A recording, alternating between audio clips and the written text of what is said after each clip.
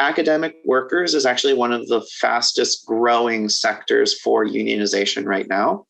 But I think the most important bit of self-education that happened for me was the idea that there wasn't any cavalry coming to solve the problems that I was experiencing in my workplace. And that the only people who could do the work were me and my colleagues. And the union was a kind of structure to do that. It's established, it's legally recognized, and what it needed is us just doing the work of actually coming together and deciding what we needed to get done. Welcome to another episode of Restart from AIGA, the Professional Association for Design. I'm Lishan Huang.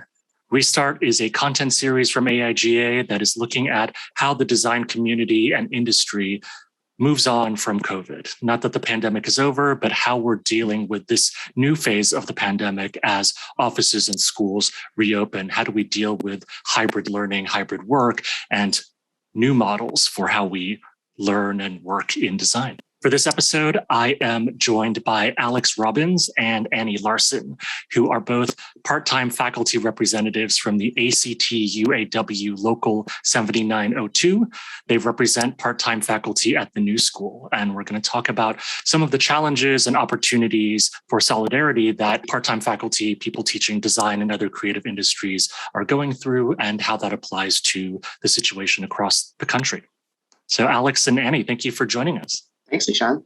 Thanks. Good to be here. Could you tell our audience a bit more about yourselves, and then we'll kick it off with the rest of the conversation? I can start. So this is Annie. I've been teaching at the New School since 2016. My background is in design. So I'm a knitwear designer by profession. And that's also what I teach in the School of Fashion to undergrads in Parsons. And so, as I said, I've been teaching since 2016.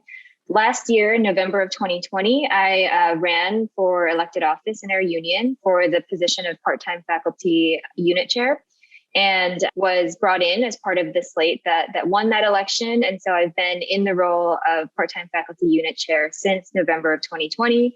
And I work with Alex, who's one of the reps, to work with part-time faculty in our unit. Thanks, Annie. And I'm Alex, and I'm also a fashion designer by trade. Although not knits, I do wovens and primarily linens. I have a label out of the garment district in New York called Blue Maid.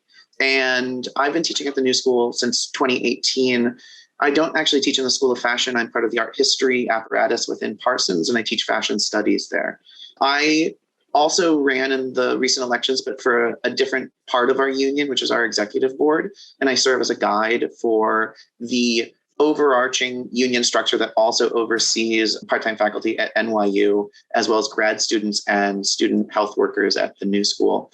And then, as Annie mentioned, she brought me on to also work as a rep with part-time faculty specifically. Right. And just a full disclosure for folks watching this, listening to this, in addition to my AIGA affiliation, I'm also a member of this union because I'm part-time faculty at the New School teaching classes in design thinking, futures thinking, and entrepreneurship. In our prep conversations, we identified some themes, but the first one that I wanted to address was some of this asymmetry in accommodation between students and faculty regarding going back to in-person classes. So students have been communicated with about a return of physical back to school, and we're still at this moment dealing with now the Delta variant or the Lambda variant and all of these other things. Faculty are still learning about exactly what that's going to mean in terms of masks on campus or hybrid learning if some students can't actually make it back to campus or faculty can't make it back to campus, and what those accommodations might look like. So why don't we start there? What are some of the themes and issues that you're seeing on this asymmetry? So we've been in ongoing meetings with the university about returning to campus for in-person learning this fall over the last several months. And so this has been going on since spring of 2021. And, what we've learned through this process is that it really is the students that are being prioritized over faculty. And there aren't really any illusions about that. And even in the sense that, vaccine mandate, for example, was announced for students first. And then several weeks later, just recently, a mandate was also announced for faculty and staff. And the details for that mandate haven't totally been sorted out. And so when we talk about asymmetry between faculty and students, the main thing to me that comes to mind is what kind of accommodations part-time faculty will be expected to make for students that aren't able to attend in-person classes based on their vaccine status. And we know that the school is going to be more lenient with accommodating students that don't have vaccines than for faculty. And especially for international students that are coming from overseas, which we do have many at the new school. And ultimately what that means is that when the new school makes accommodations for students, it's actually the faculty that have to carry that burden, because it is us that, we need to make sure that the materials for classes are accessible to students if they can't attend in person, which gets to that topic of hybrid learning, which ultimately, affects faculty, I think, in negative ways. And so that's one example that I can think of with the asymmetry. Yeah, and just to sort of echo what Annie is saying, asymmetry is going to be inevitable. Students and teachers just are different populations with different needs. But what is not acceptable is when that asymmetry puts an undue burden on the faculty, as Annie was saying, that when accommodations are actually implemented, the work of that, the labor of that actually falls on the part-time faculty. And being acknowledged and compensated appropriately for that work is important. So let's zoom out a little bit for just the last, 18 months, almost 2 years now, and think about the situations that part-time faculty, but also full-time faculty have had to deal with in terms of the sudden move to Zoom, a lot of people having to learn these online tools. And in my case, I set up a whole streaming studio in my home office and all of these sort of things. And so could you give us a little bit of a context of what your members, what the faculty have been dealing with in terms of that transition, and then maybe this new transition to maybe back into a classroom or being asked to come back to a classroom, but also having to teach students online and kind of connecting that dots, I guess, a little bit. Mm-hmm. Yeah. So, when we went off campus, originally in March of 2020, it was in the middle of spring semester. And so faculty were expected immediately to transition their classes from in-person to online. And, the spring semester kind of just ended up being a wash for everyone, but that was the expectation. And really the transition from in-person to online has been a huge burden that has been going on for many months. And there have been situations with the new school over this issue in terms of compensating faculty for an online training program that they were supposed to take in order to prepare them to teach online, and even getting faculty compensation that they are contractually owed for that specific service has been a challenge. And just sort of a blanket denial on the part of the new school, sort of looking away from the actual amount of labor that they're asking all faculty, but especially part-time faculty, to do. And so I think really the transition is probably, one of the main points in terms of that. Alex, do you have something that you want to add? No, just one sort of contextual point is at the new school, we're majority part-time faculty. The largest part of the teaching staff are all part-time. So when we're talking about these sorts of things, it's a massive part of the teaching staff that is, say, not being compensated, expected to stay up to all hours to accommodate different students in different time zones, expected to, like you're saying, learn new technology on the fly. So it's not an isolated thing. It's the vast majority of the teaching staff. Mm-hmm. And just to add on, one more thing to that, a lot of people may already be familiar with this from experience teaching part-time or as adjuncts, but we only get paid, we get compensated for what is referred to as contact hours. And these are the hours that we are actually in the classroom with the students. It does not account for all of the email communications, class prep, grading and evaluations, meeting with students. It doesn't account for any of that. And it also doesn't account for transitioning your class to an online format, especially when we consider how many classes at the new school are very hands-on studio courses that may require in-depth video tutorials and things like that. So it's not just about having to send a few more emails than we maybe had to in the past. It's actually about creating sort of fully new content in a fully new modality that is really problematic. Yeah, that's a really good point about design education, especially the studio experience. in particular, that it's not just a matter of lecturing to a camera rather than an auditorium of students, say for a science course or a liberal arts course, where it might translate a little bit more immediately. So just one more question on this idea of accommodation, dealing with this asymmetry. Like, what could universities do better? Or what are you asking for in terms of this return in the fall to the classroom, but maybe also dealing with remote learners? Well, one of the major issues that we're dealing with in terms of accommodations is that the new school is not altering their disability accommodation policy at all. And so the new school and most higher ed universities will use the ADA defined definition of disability. And that is what they use in order to grant, certain accommodations, which may include teaching remotely instead of in person because of certain health conditions, et cetera. But the problem is that the new school is choosing to not have a more expansive definition of what a disability is in the context of COVID. And so, for example, if someone is immunocompromised in a way that puts them in serious danger from COVID, that's not really considered to be a disability, even though we know that in this particular context, it is a reason to not attend class in person. So I think that's from an accommodation point of view, I would say that the new school is taking the least generous sort of view and definition of disability as possible. And they've pretty much said fully that they are not going to allow teachers to teach remotely unless it's a course that was already historically offered online. So that's an accommodation it's kind of off the table. There's a lot that could be done from a technology and pedagogical guidance perspective as well, right? I know everyone's just kind of figuring it out as we go along, but like, what does that actually look like, to use the terminology from Alan Shochinov, who did another Restart interview with me about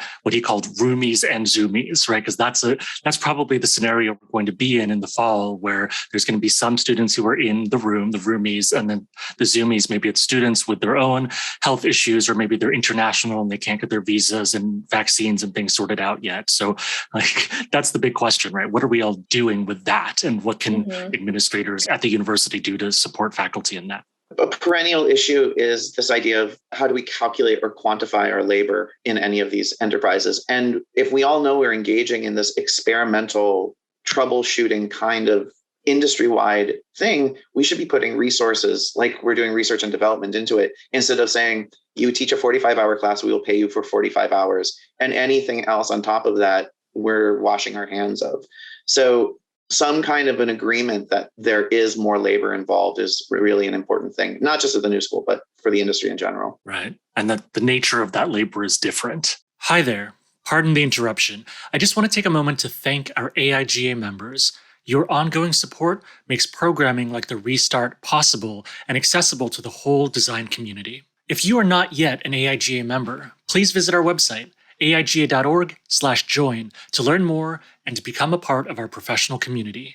You'll get exclusive access to members-only programming, discounts on our conferences, events, learning opportunities, and other resources to support your design career. Now back to my conversation with Alex and Annie. So since you've already gone there, Alex, about the industry in general, why don't we zoom out to this broader context?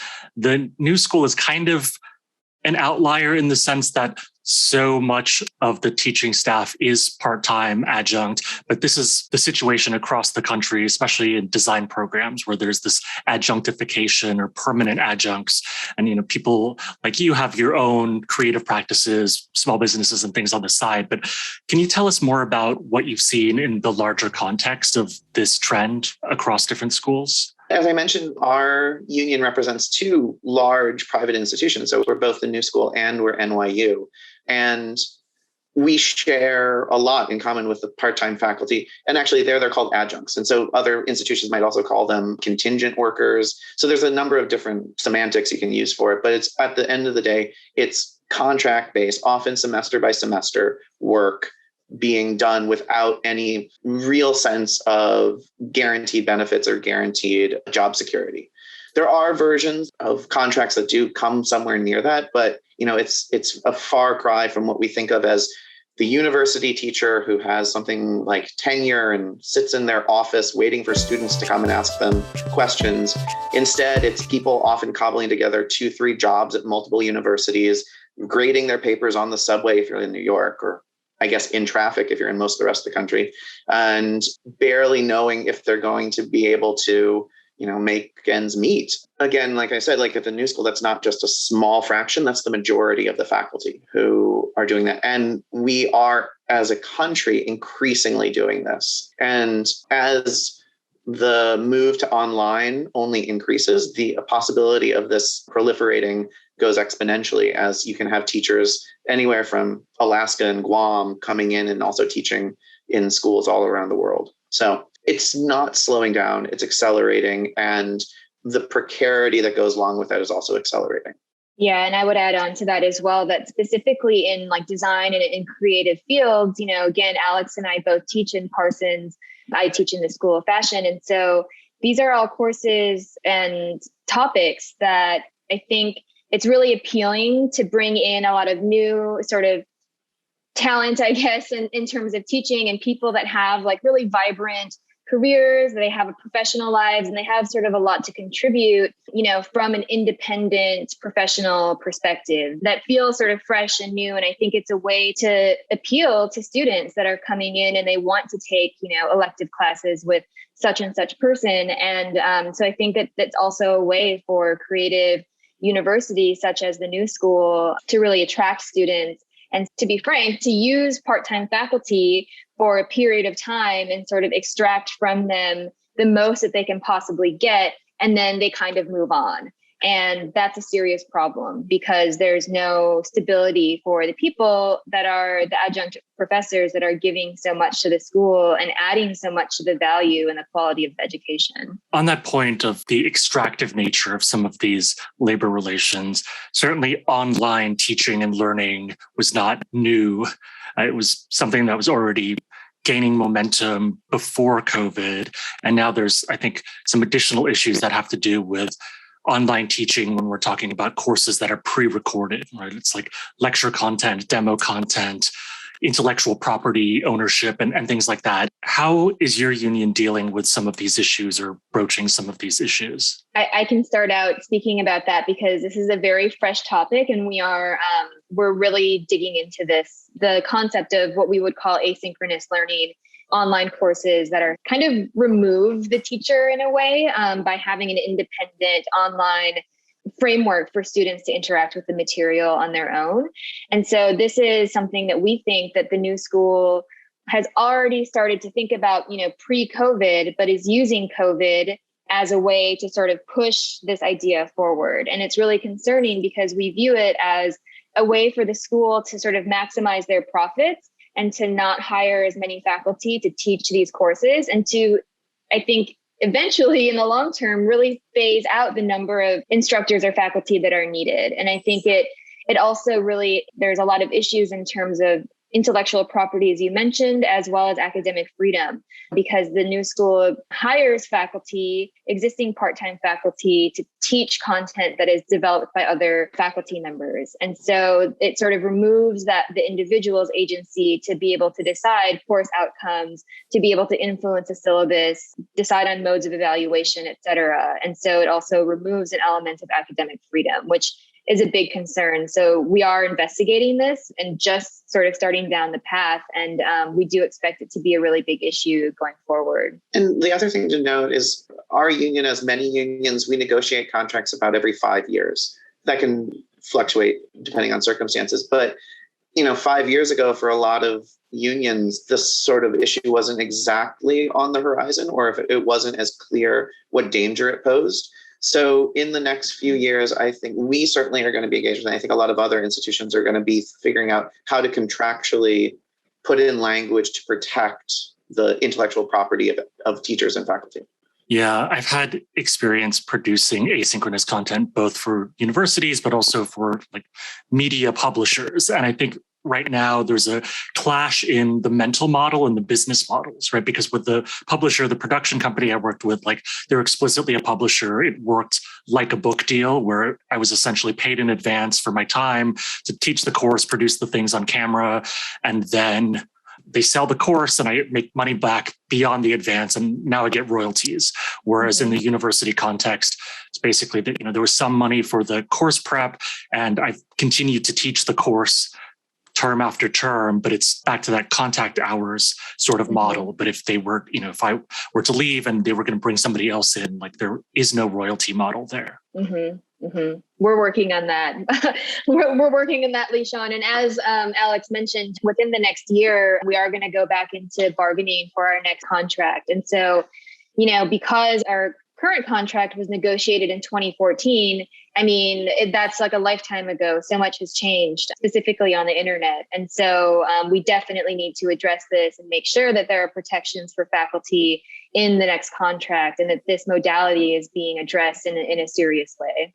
So another issue or another trend that I wanted to address is just the importance of organizing. So at the New School at NYU, which is the other part of the union, the part-time faculty, the adjuncts, do have recourse in terms of collective bargaining and graduate workers as well. But that's not the case in some universities, some states, right, where unionization is harder. So do you have a message for people out there who are part-time faculty or graduate students in places where there aren't unions, and what do you have to say for them? Sure. I don't know if Annie would also say this, but before teaching at the New School, I wasn't very familiar with the labor movement. And I think that's true of a lot of workers in America. It's, now I've done a bunch of I've dived in really deep, and the high point was the 1970s. And so we've been on a 50-year decline, and we're almost at the lowest point, similar to where we were before massive unionization in the 30s and 40s.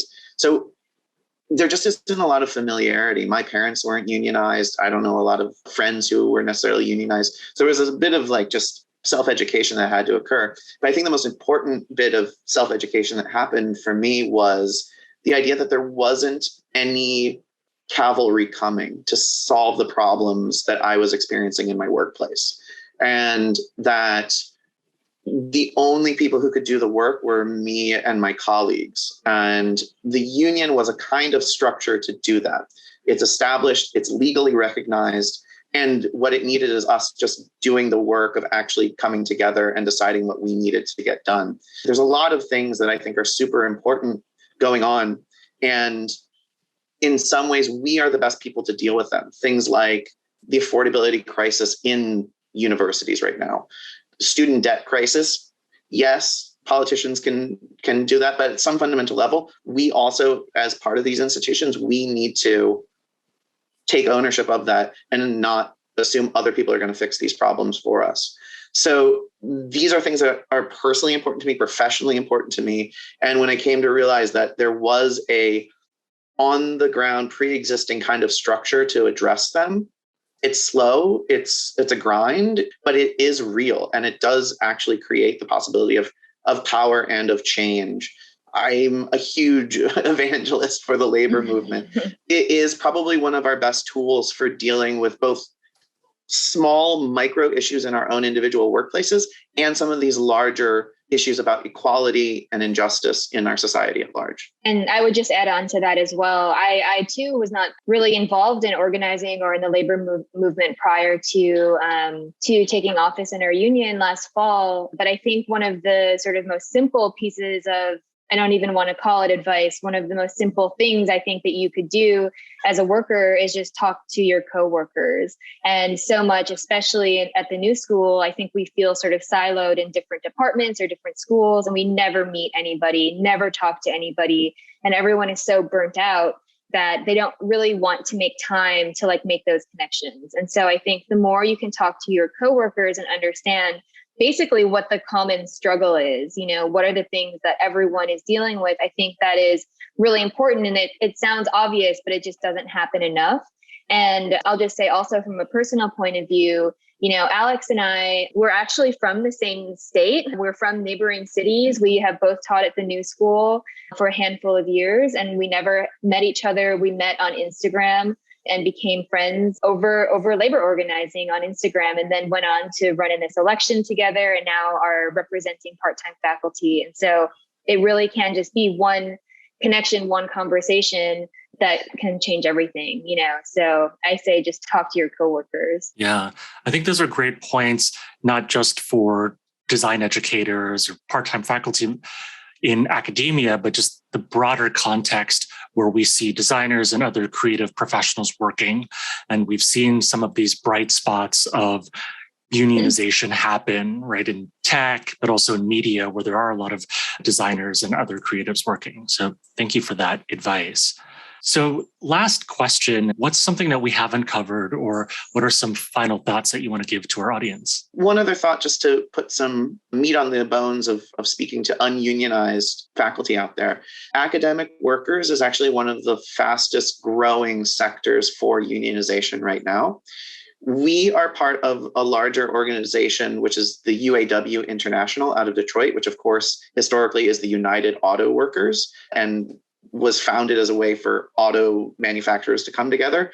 But as I was also mentioning, as unionization has declined overall in America, these historic unions have been looking for other sectors that they can grow in and help develop unions. So UAW is our union. It's also the union for NYU, as I mentioned. It's also the union that is for Columbia's graduate students. So if you're someone who is interested in learning more about what it would take to start a union at your own institution, reaching out to one of these historic larger unions is actually a good place to start, like the UAW. And then that begins a process of starting to organize to get a vote to be recognized by the National Labor Relations Board.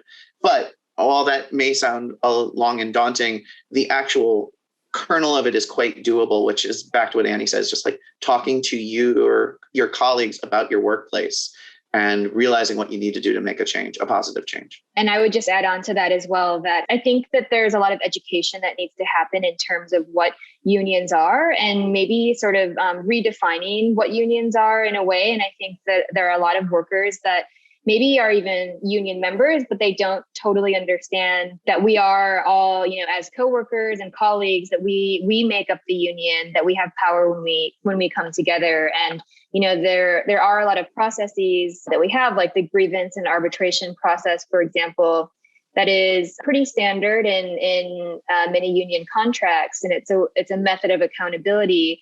But I think it's also important to remember that a lot of these processes are sort of bureaucratic in their own way, even though they're part of the union organization, and that there is no replacement for organizing and for making connections with your coworkers. We're not going to win just by winning grievances. We're not going to win just by, getting a few extra things in the contract. We're going to win big when we have mass solidarity, which I think comes from an understanding of our common struggle, which, as we've said throughout this conversation, comes from just talking to your coworkers. And so we do have recourse in other ways through the union, but there is no replacement for that kind of strength and solidarity. So, that's I guess what I would end on. Yeah. There's no replacement for it. And there's also no stopping it. When unions have been successful, they've been so successful, like the West Virginia teachers or the LA County teachers. They were able to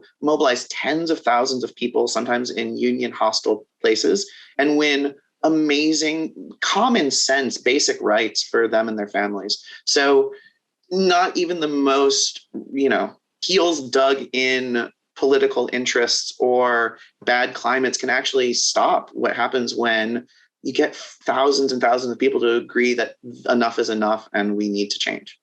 And I would actually just add on one more thing, that I think that things in the labor movement are changing. And I think when we think about bargaining contracts now and like the kinds of demands that we want to make, they're becoming more expansive. And so it's not just about raising wages or benefits, although those things are very important.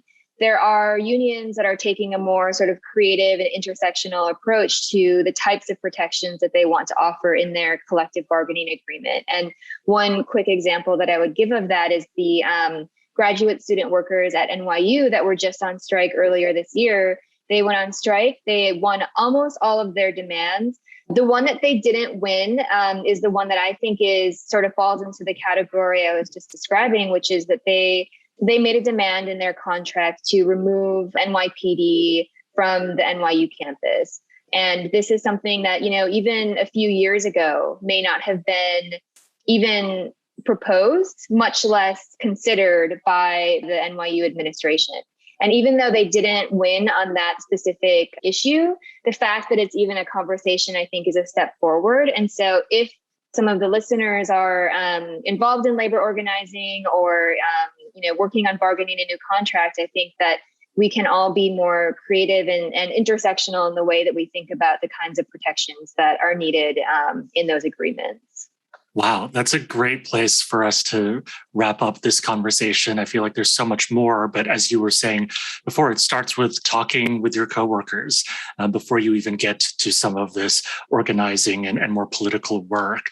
And just for me to sum it up, I feel like there's been so much talk in companies and just the business world in general about the importance of culture, whatever that means from a fuzzy perspective. But it seems like there's a real parallel for organized labor as well, right? It starts at a cultural perspective of just talking to your coworkers and opening up those conversations before you get to the more logistical stuff of organizing and contracts and things like that. So that's one key takeaway that I have from this conversation. So Alex and Annie, thanks again for joining us for AIGA Restart. Thanks, Lishan. Thank you. Thank you so much. And thank you for tuning in to this episode of The Restart from AIGA, the Professional Association for Design. Check out our other education-related episodes of The Restart, including a podcast interview with Alan Chochinov about hybrid teaching for roomies and zoomies, and an interview with Patrick J. Sims about creative leadership. And stay tuned for more episodes of The Restart coming out in September 2021.